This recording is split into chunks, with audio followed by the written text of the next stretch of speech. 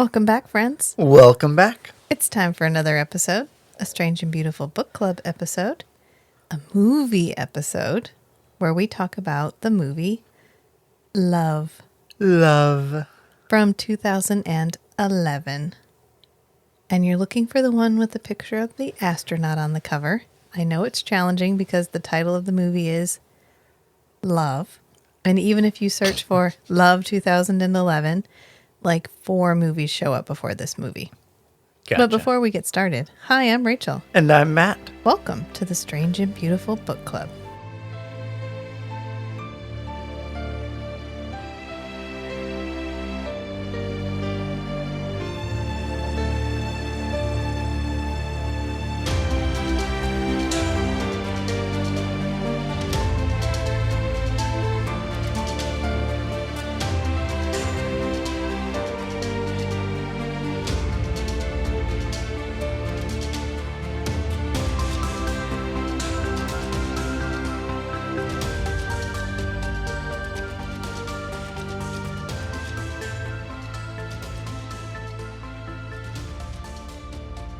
I think we've kind of fallen in love with the idea of doing a bunch of little tiny indie movies. Yeah. But I wanted to discuss the idea of indie movie. Is that a great way of... We've discussed on other podcasts about how sometimes words become too full. They get loaded down with preconceived connotations. They get baggage. They get baggage. And that's usually when they get changed. So instead of saying someone is homeless, they are unhoused. They are a person experiencing homelessness. Because when you put the word in the blender and shake it up a little bit, you can kind of distill out the original meaning and you can cut away the chaff. You can look at it with eyes unclouded by bias. Bias, yeah. And I feel like maybe indie movie isn't the word that we need to use. So if we're going to focus on doing these kinds of movies, I don't want to call them indie movies. Because yes, it implies they're just independent of a studio. But I feel like the term indie movie has preconceived connotations. It's like the word self-published. This book is self-published. Well, there's a lot of banging self-published books. Wool was self-published originally. The Martian was self-published originally. There's absolutely nothing that says that a self-published book is not as good as a book that has been picked up by a publisher. Sometimes better, because they're not trying to please a publisher. And the same thing applies to these kinds of movies. Sometimes these movies get to explore themes and ideas that a studio would never let them. Or they get to have pacing that a studio would never let them have. I kind of think of it as the difference between like a burger at Red Robin and a burger at like a food truck. Yes. The food truck is going to have more... what was the... There was that podcast we listened to for a while about the like ancestral like skills. Oh yeah, and then he just stopped doing it. And then he just stopped doing it. Yeah. But he would talk a lot about foraging for food. Yeah. And the plants that you find in the wild, he described them as having more vitality. Yes. Yes. And that encompasses a whole lot of things, but just by virtue of like the requirements to survive in the wild in competition versus mass-produced crops. Yeah. The mass-produced crops don't have to fight as hard to stay alive, so they lose some things that aren't directly connected to that, but that end up flavoring the final item. Yes. I think that's exactly what I'm talking about. If I go to a Red Robin, I'm going to get a decent burger. It might even have a couple of interesting toppings that I've never had before, but it's going to be a Red Robin burger at the end of the day. But when I go to a food truck, all bets are off. Anything could be on this fucking burger. There's going to be a lot more experimentation. And I'm expecting it. When I walk up to there's a chance that it's going to be crap. Yeah, or there's a chance that it's going to be amazing and you're going to be thinking about it for years. Like this movie, for example. So this movie There's actually the movie Love, which was produced, it was written and directed by the same guy. It was written and directed by William Eubank. And there's actually a little making of, like a 17-minute. That's what I mean by little. I said little in front of indie movie earlier. That's not what I meant. I meant a totally valid movie everybody should go watch.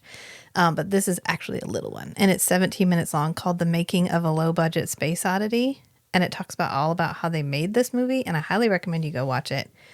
It doesn't give away anything. I think you could watch it. It's spoiler free. But it does give you an appreciation for what they did to make this movie.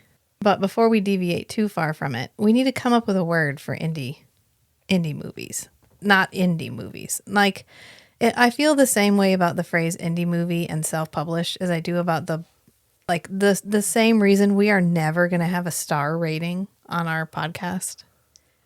Because I could tell you this movie was 9 out of 10 stars. What does that mean to you? Do you have the exact same taste as me? Do you know what those 9 stars mean to me? No, you have absolutely no idea.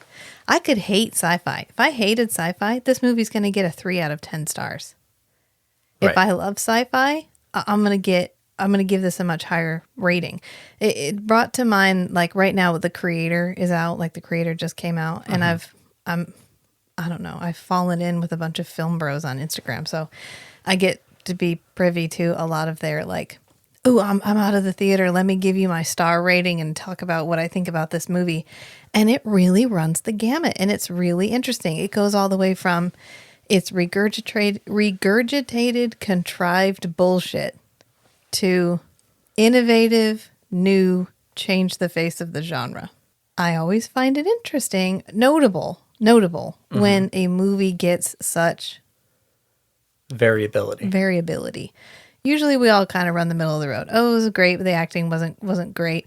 Or I didn't care so much about the acting, but the sets were fabulous. Whatever, you kind of pick the thing you like and you go with it. But this was so different. I was like, why? I just really wonder why. And I think it probably comes down to, are you a sci-fi nerd? Or are you a fucking casual? Like, which one are you? Yeah. If you are the type of person that consumes a lot of sci-fi, it feels regurgitated and contrived. Like somebody put all the best sci-fi plots into a blender, shit one out, and made a movie out of it. I haven't seen it, full disclosure. But that's my expectation is like, oh, I've seen this a million times before. Or maybe it's the other way around. That if you don't like introspective, more like philosophical plots and concepts, you think, I don't like movies. A lot of people don't like movies that make them think. There were no laser beams. There was no pew, pew, pew, pew. Sorry, maybe not movies that make you think. Movies that require thought. If you think about it, you get a lot more out of the movie. Right. Rather than just sitting and consuming it. Correct. Like a Red Robin burger versus a food truck burger. And so while you were talking about the variability on people liking it, I was thinking about how rating systems on pretty much every platform have migrated from like a star system, even stars with different categories. Mm-hmm.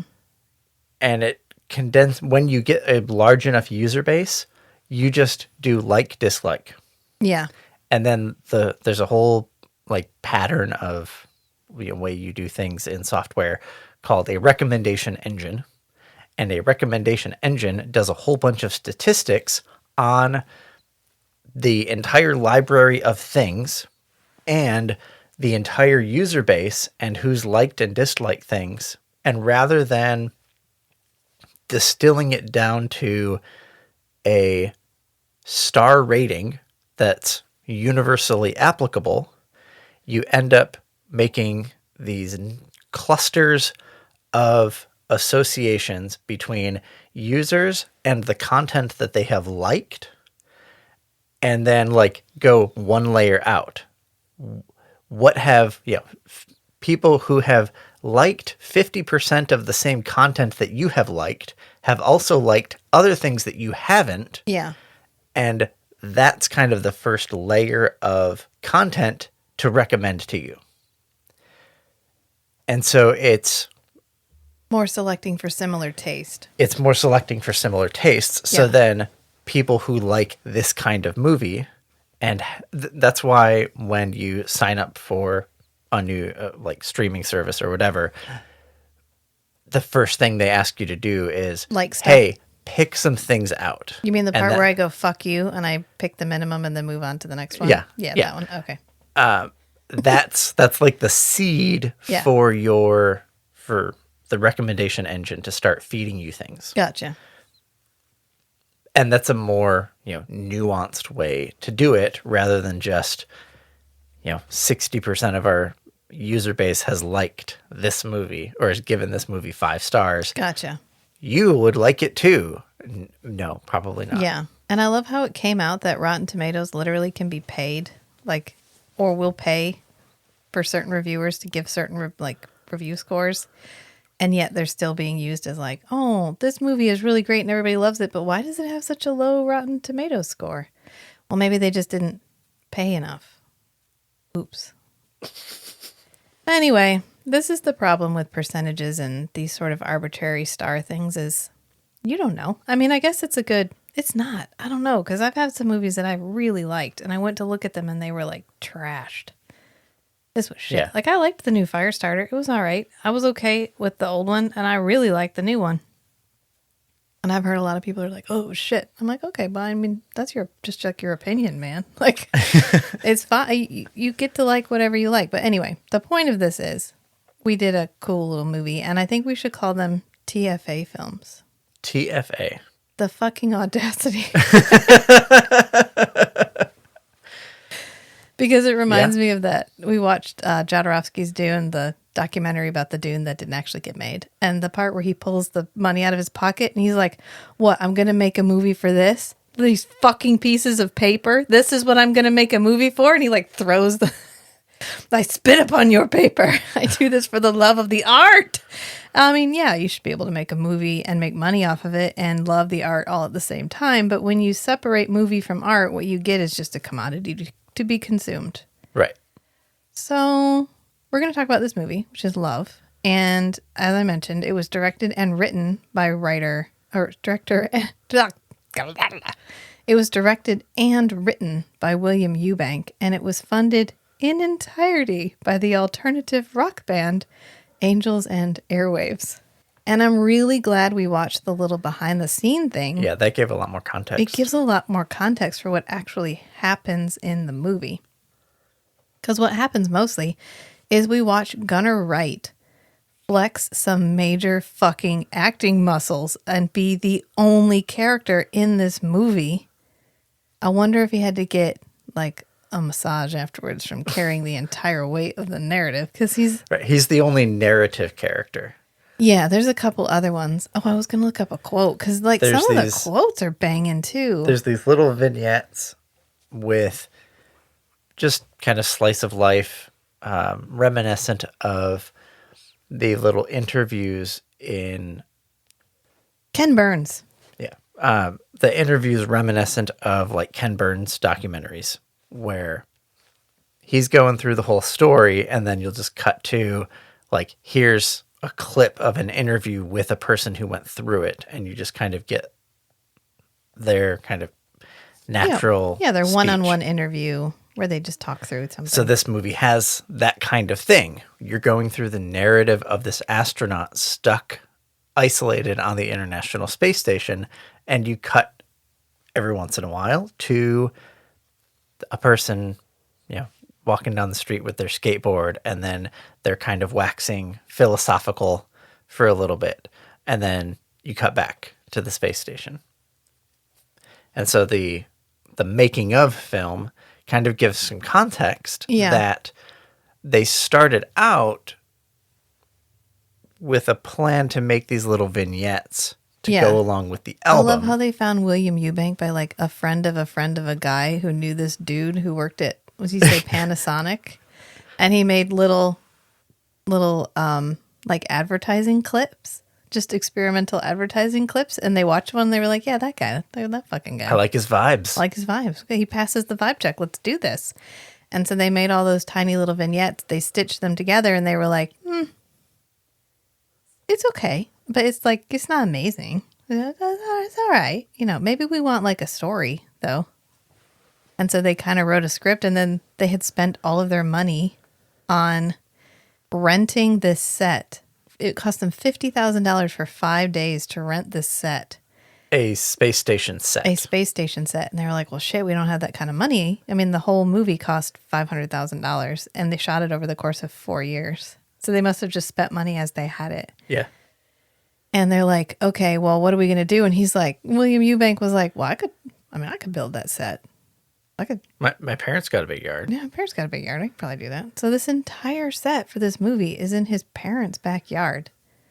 And he And a ranch. designed and did it like modular so they could move it around to kind of create different feels for the space station. That whole section resonated very strongly with me. I know. I'm sitting in a room that I built. I was thinking, this is what happens when a child with ADHD isn't beaten down to the point where they think that the part of themselves that is absolutely feral is something that they have to hide. Yeah. The part where they're like, well, I can build a fucking film set. Of course I can. He had never used like a drill before he started this. Yeah, I think you were going through trivia, and he said he'd never used a nail gun before he built that set. And then he was like, yeah, I can do that.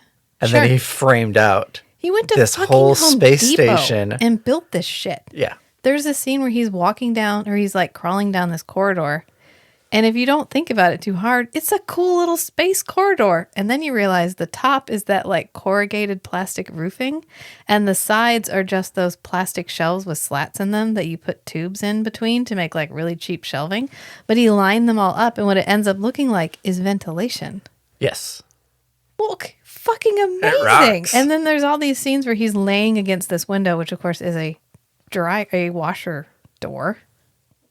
Yes, a washing machine door. Yeah, with a plasma screen TV on the other side. Yeah. Oh, and there's another scene. It's like a mind-blowing scene where the door is opening, and you realize that the main character, Captain Lee Miller, is about to head out into space, and you just see his visor. You see the reflection of the Earth in his visor. Yeah, as the door open, like you see the door open in his visor, and as the door moves past, the Earth is revealed, and it's just a trash can lid moving over the same plasma screen TV that they were putting outside the door, but it looks amazing.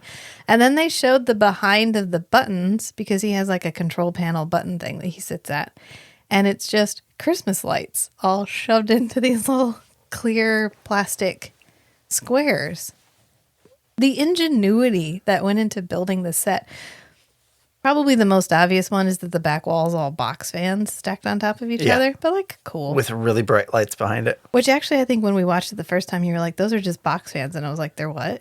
And you're like, they're just box fans. And I was like, oh yeah. They're just fans. I mean, I was just in it. I wasn't looking for what the set was made of. I was just in the moment with this movie because it's a brilliant movie. We start with this guy, Captain Lee Miller. He's returned to the ISS. The year, I think, is 2039 when we start. And we haven't been in space for 20 years. So this is the first time we've been in space for 20 years. He's coming to reopen the ISS. They get around the problem of orbit decay they figured out a way to orbit farther out. They just hand wave some problems away. Yeah, this is and fine. That's and fine. That's fine. Yeah. Yeah. Yeah. And we have a couple, like, he's doing regular stuff. He's exercising. There's gravity. Don't fucking worry about it. It doesn't matter. It's not part of the plot. Who gives a shit? And then we're interspersing this with images of, like, a Civil War guy.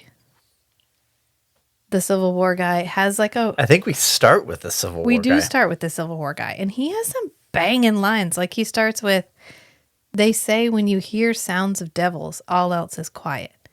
My general question to that is, how do you know that what you are hearing is the work of such devious beings?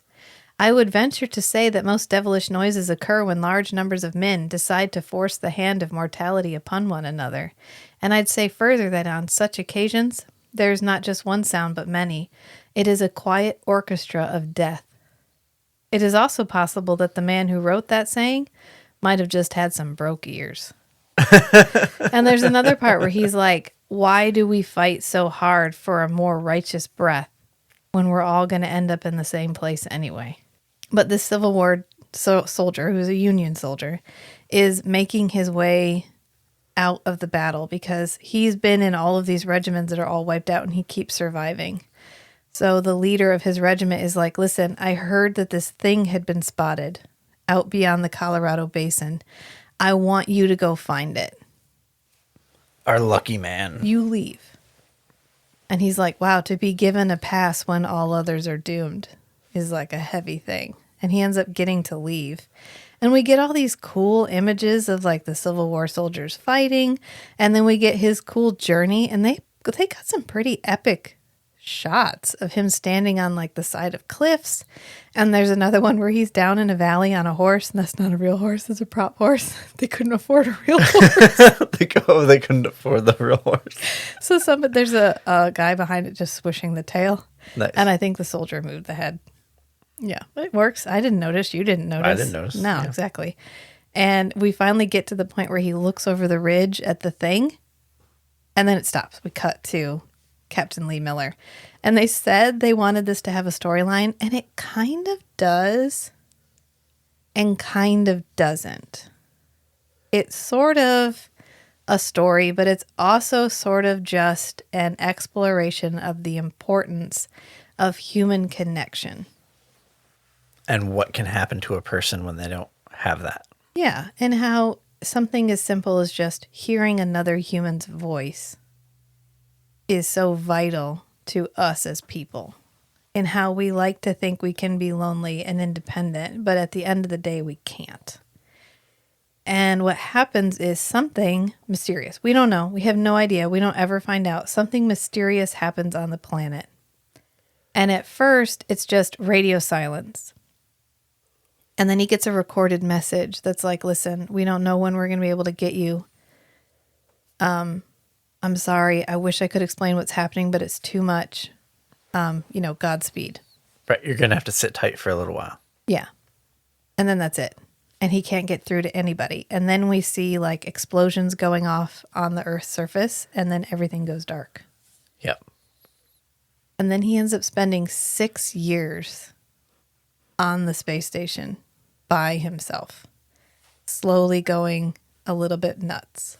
And so he stops wearing his uniform. He stops shaving.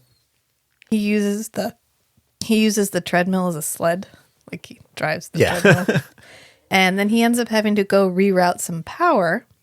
So he crawls down this cool tunnel with this ring of light at the end, which is again just Christmas lights, but it looks so cool, flashing all the different colors. It's very 2001: A Space Odyssey. There are definitely parts of this that are very 2001: A Space Odyssey, and this is one of them. And when he pulls the thing away and he sticks the camera in there, what he finds is blocking everything is a journal. And this is the journal of the Civil War soldier. And so this is how we loop the two stories together. Is we don't ever explain how the journal got there or if it's real or what's going on. Right. And he ends up reading the journal, and eventually he gets it, like he tattoos it on himself. Like this is his one human connection. Yeah, we jump forward in time again, and he's got this long shaggy beard. Yeah. And he's got just tattoos. Well, that's all after over his body. he kind of decides that he's going to be done. Like that's it's right. failing. Over time, the box fans on the back wall stop working. And it's a really cool way of showing like everything's breaking down because it's been so long, and it was already an aging space station, and he could only do so much.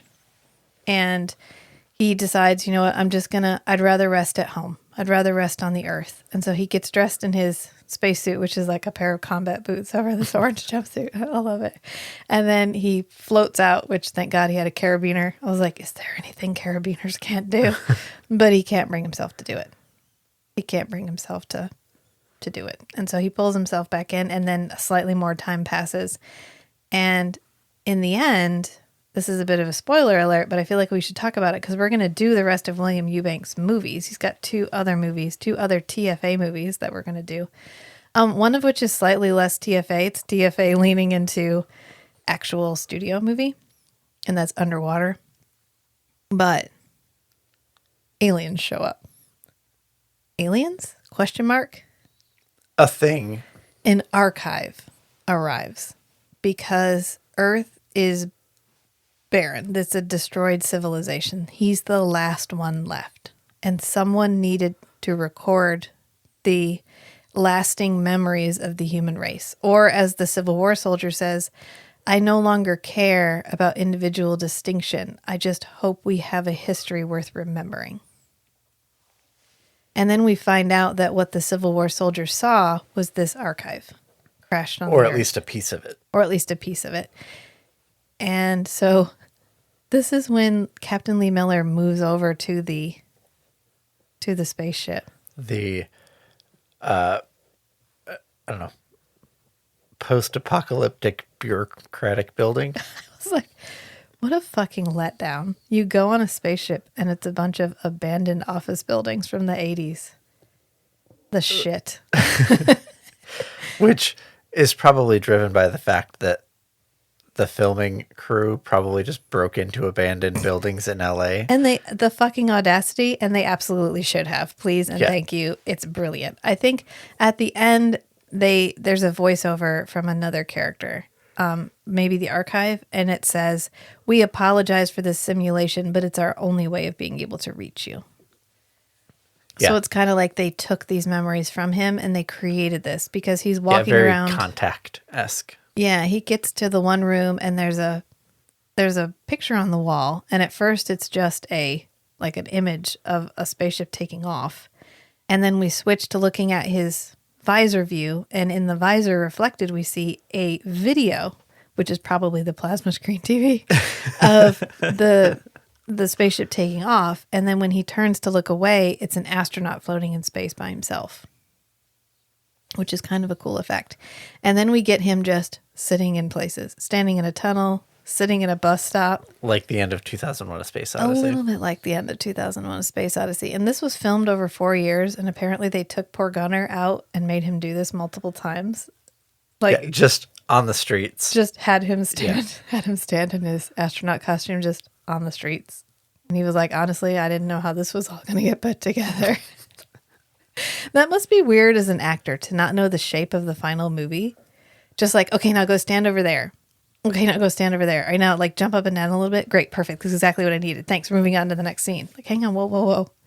Can you storyboard this for me? Yeah. Again, this is exactly what I imagine it would be like working with someone with ADHD who was never had the audacity ground out of them. Yeah. I'm sure it was, okay, now over here. Okay, now over here. Okay, now I need you to go down and get this thing and get that thing. And I'm going to be over here. I'm going to be doing this. And I'm going to remove this panel. And we're going to film this scene. Then I'm going to put it back up. And then we're going to go do that scene. And then he probably had 2 or 3 people that were like, no, you told us you were going to get this scene filmed today. And he's like, no, I'm on it. We're doing this one right now. I'm hyper-focused on this scene. This is what we're going to do right now. And it pans out. It's perfect. And then at the end, we get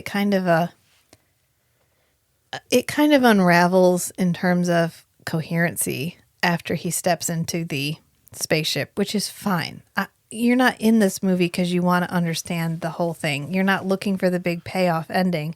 You're looking for something beautiful that made you think about something, and you had a wonderful experience doing it. It's lots of thought-inspiring scenes. Yeah. That kind of go together. Yeah, kind of go together. And you have to approach these movies with the right mindset. Right. So we're pre-programmed to want a burger to taste like a Red Robin burger. So if you go to a food truck and you expect to buy a Red Robin burger, you're going to be disappointed. You're going to be disappointed. If you go because you are here for the experience. You're on an adventure. You're on a fucking adventure. Then you're not going to come away disappointed because you're going to have an adventure. And that's what you have in this movie is an audacious adventure where an alternative rock band funded their own. They even scored the movie. Right. It was originally the album was going to be the score, but as the movie kind of got refined and became more narratively coherent, they thought, this is way better than we were expecting this to be. We need to like take a step back and treat this as its own thing. Any music that we make for this movie needs to support the movie, Yeah. not just be a reference for the band. Right. And so they scrapped the album soundtrack and they just scored it like you would a movie. Yeah. And it works really well. It really does. And they didn't have the score when they made the movie. They made the movie and then they scored it. Yeah. So William Eubank is like, well, that turned out really cool. I had no idea they were going to do that. It turned out really nice. I can't imagine the movie with a different score. Right. The kind of instrumental, alternative rock flavored, pensive sci-fi themes. It really works. It works. It really works. It's not a combination. You're not thinking, okay, well, I tried listening to some of their music and it's exactly what you would expect. It's very alternative rock. It's great. The kids weren't enjoying it, so I had to turn it. But I would like to go back and listen to, they made an album also titled Love. Okay. It's not necessarily the film score, but they intended them to go together. They were both released on 11/11/11, which is cute. And so there's the movie and the album, and I intended to listen to the album, but of course I am at the mercy of my tiny people that are with me all the time. So I didn't get to do that, but I listened to some of it, and yes, it's exactly whatever you're thinking, that's it. And they themselves are also independent. So Angels and Airwaves does not have a studio.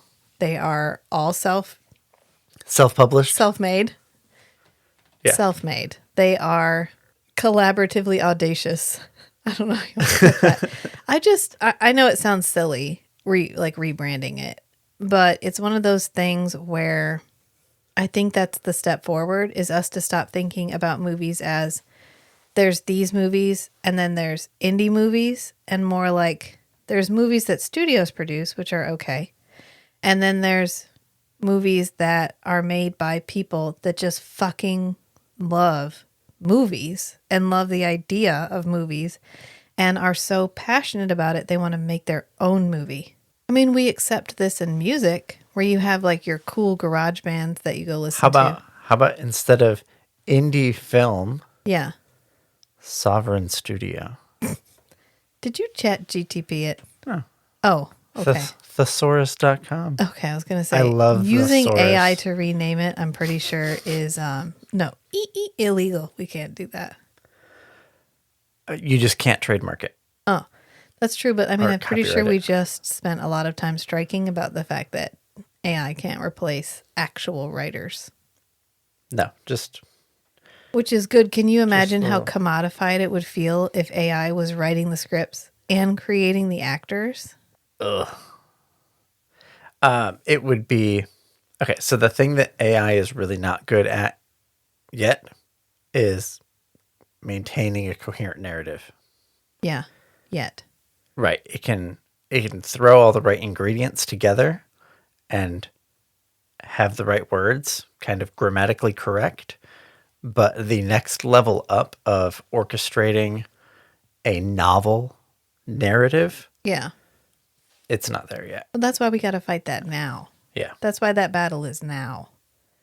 And then Robin Williams' daughter came out because I guess people have been using AI to reproduce her dad and create new like skits with her dad.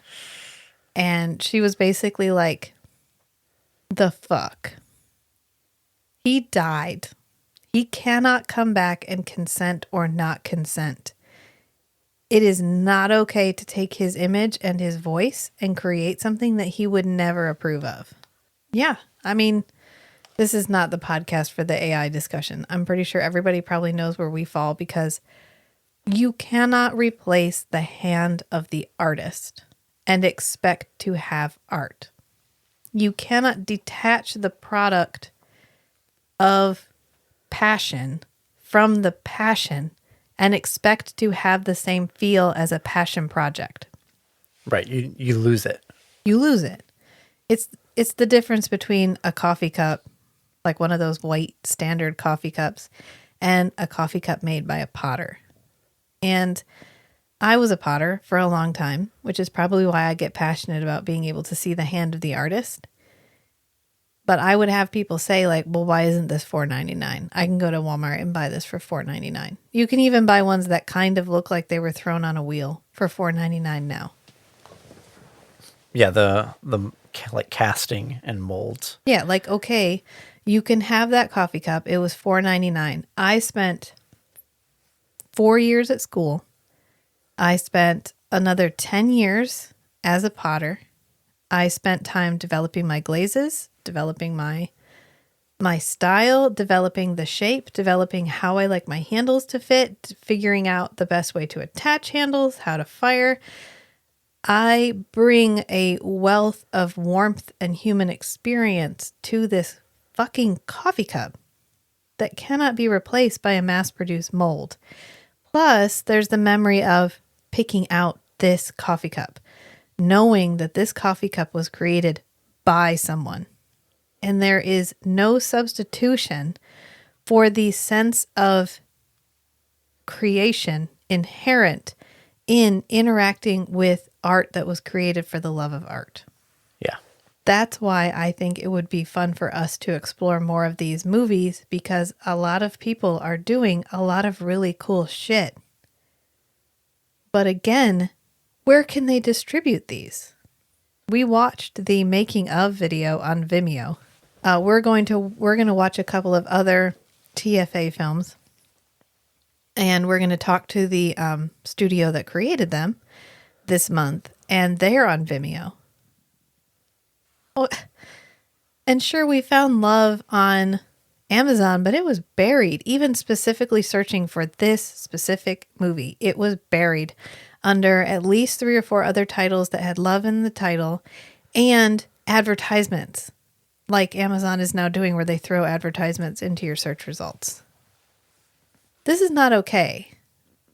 It's like the fact that Amazon very soon will control almost all of the book buying and selling and independent publishing. Yeah. That is not fucking okay. It is not okay. It is not far from them controlling the majority market share to them controlling what types of books get published, what types of books are allowed to be self-published, controlling the shape of the stories that we interact with, just like they sort of control the shape of the movies we interact with right now. I'm looking up independent publishers.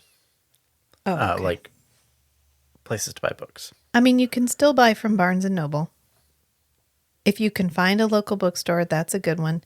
Thrift Books is not terrible because Thrift Books is mostly used books. There's a couple. Abe Books also sells used books. I always opt for used because I hate new manufacturing. Because there's so many excess things in the world, we don't need to produce too many more of them. I did recently purchase an entire book series through the author, and it was delivered to me through a service called BookFunnel. Oh, which series was that? It was a series I bought from an author named Elizabeth Wheatley. Okay. And I got an ad from her that said, buy it from me now and you don't have to give Bezos any money. And I was like, say no more, fam. And I clicked on the link and I purchased it through her, but it was emailed to me through BookFunnel. And then I was able to take those EPUB files and send them to my Kindle. So I was still able to read it on my Kindle. So it's out there. The problem is when you create these aggregate sites. So this is what Facebook did, right? Facebook was like, guys, listen, we're all on our own siloed sites. People have to look for you. They have to find you. It's a big chore. What a bother. Wouldn't it be nice if you all migrated to Facebook and we'll host your videos, we'll host your content. People can find you. You can advertise. It'll be great. So lots of places dropped their independent websites, dropped their independent streaming, migrated everything to Facebook, and then Facebook was because like, the engagement was so much higher on Facebook, according to the metrics that Facebook provided. Right. And then Facebook was like, great, now pay us. Oh, you want to show up higher in the algorithm? Ooh, sorry. Yeah, and then who was it? College Humor, I think was one we saw an interview with. And they said they migrated everything from their College Humor website, where they were getting direct traffic to Facebook, because the engagement numbers they were getting off of Facebook were like 2 to 3 times what their own website analytics was saying. Yeah. So they migrated everything to Facebook, and then they found out that Facebook was just making numbers up. Yeah. Those weren't actually their metrics. The entire motivation was to get College Humor to migrate to Facebook so that the College Humor viewers, their fan base, their Yeah. user base, would also migrate to Facebook. Right. So that they could usurp College Humor and get these people following other things also Right. on Facebook. Right. I mean, the lure is it's safer under our umbrella. Come over and join us. It's dry over here. But the problem is when you put down your own umbrella and you go over, you're no longer the one holding the umbrella. You don't get to control it anymore. And so Amazon has become one really big umbrella, and a lot of people are underneath of it. And the threat of closing the umbrella does what? Gets us where? Does Smashbook still exist? Yep. Let's see. Smash Words. Is it Smash Words now? Smash Words, the original aggregator. I think it sends it out to different places where you can purchase them. Yeah, they distribute to a bunch of places. Audible is Amazon. There's lots of other places where you can go. I have a friend who what she does is she pays to join other library.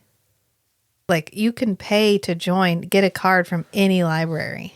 Yeah, there's usually like a membership fee if you're not a resident in that county or city. Right. So you could find your nearest big city, pay, I think it's like $45 or so, depending on the library, but ours I think is maybe 35 to 45 is the average. Pay 45 for the whole year and then have access to their entire catalog On Overdrive/Libby. Yeah, and then you can check out audiobooks, books, all kinds of different stuff. Let's see, Publish Drive is another big one. Streetlib. Let's see, who did I get? Let's see, Readsy is a marketplace for freelance publishing. I just bought some books. Let's see if I can find where that came from. Humble Bundle. I bought the entire Malazan Book of the Fallen, like the main 10 books, and then like some of like a selection of the beginnings of the other like offshoot series for like $25 on Humble Bundle. Nice. And that's like a charity Right. site, but that's an option. I mean, an aggregate streaming service for smaller budget films, like we'll call them TFA films. I feel like it's on brand. Story Grid. Yeah, for TFA films would be brilliant because like we found The Dark, we stumbled on The Dark. It's great. People should be watching those kinds of movies, but we had to stumble on it. Or we have to go back 3 or 4 search results to find it. Let's see. Story Grid doesn't have like an easy to find shop, but there's a guy I follow that just self-published a book, and he sent out a link on his Patreon. Yeah. Here's the Story Grid link for you to purchase the book directly. It's probably like BookFunnel. Yeah. And then I think you can buy audiobooks through Hoopla, and I think you can buy them through Chirp. So if you don't want to do, I mean, my problem with the audiobooks that you get on Audible is you don't actually own the files. Right. And when purchasing isn't owning, what is it? So now that, God, you know what? We should rename this the Soapbox. Okay. Follow up on that is if you don't own the files, then well, I was just going to leave it purchasing there. as owning. Well, where my brain goes from there is what happens when you own the files, but you can't get them on your devices. Right. So there are free open source, like friendly ebook readers where in the event that Kindle locks down the like personal document library thing, where you can just email yourself Yeah. EPUBs or PDFs.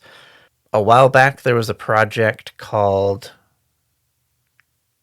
I don't remember the name of the project right now, but they made I'll put it in the show like an notes. alternative firmware for Kindle ebooks. And Duocon.